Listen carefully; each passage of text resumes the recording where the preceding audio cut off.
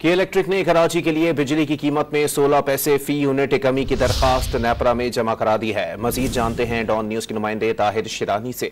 ताहिर, मजीद बताइएगा। देखिए, के इलेक्ट्रिक के जो सार्फिन है वो माहाना एडजस्टमेंट के मुसलसल बोझ की जद में है और ऐसे में के इलेक्ट्रिक ने सितंबर 2024 की माहाना फ्यूल एडजस्टमेंट की दरखास्त नेपरा में जमा कराई है, जिसके तहत एक माह के लिए 16 पैसे फी यूनिट कमी मांगी गई है। मिनोअन कमी का के इलेक्ट्रिक सार्फिन को 24 करोड़ 70 लाख रुपए का रिलीफ मिलेगा। इससे पहले नेपरा की जानिब से के इलेक्ट्रिक के लिए अगस्त और जुलाई 2024 की जो माहाना फ्यूल एडजस्टमेंट्स के फैसले हैं वो आना बाकी है। के इलेक्ट्रिक ने अगस्त की माहाना फ्यूल एडजस्टमेंट में फी यूनिट 51 पैसे और जुलाई 2024 की माहाना फ्यूल एडजस्टमेंट में फी यूनिट 3 रुपए 9 पैसे का इजाफा मांग रखा है।